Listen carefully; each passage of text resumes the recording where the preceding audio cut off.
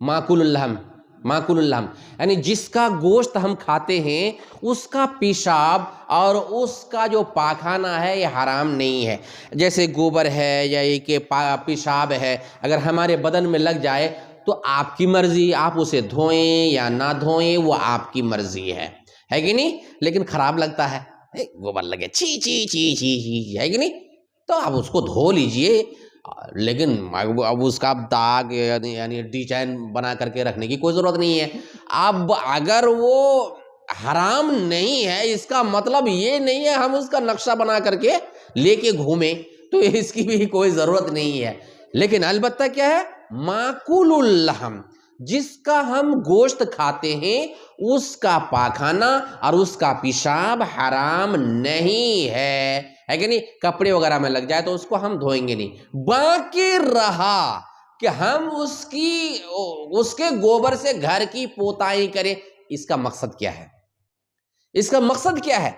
गोबर की पूजा पाठ होती है हमारे देश में, गैर मुस्लिमों में ये गोबर की पूजा पाठ की जाती है और आजकल तो बाज़ाब्ता गोबर की फजीलत बयान की जाती है। हमारे कितने ऐसे पंडित भाई हैं जो क्या कहते हैं, गोबर पर बाज़ाब्ता तकरीर करते हैं, उसकी फजीलत बयान करते हैं कि इसमें कैंसर का इलाज है कि नहीं, वगैरह वगैरह।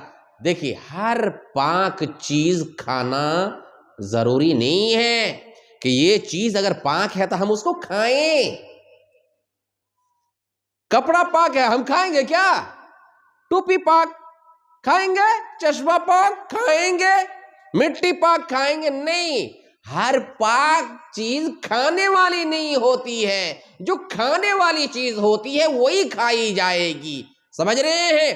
तो इसी तरह से गोबर अगर पाक है तब हम उसको खाने के रोटी में ले लिया, चप्पर चप्पर खाएं, खाने में ले लें उसको खाएं, ये ऐसा करना नहीं है। तो अब रही बात के गोबर से घर की पोताई, मकसद क्या है?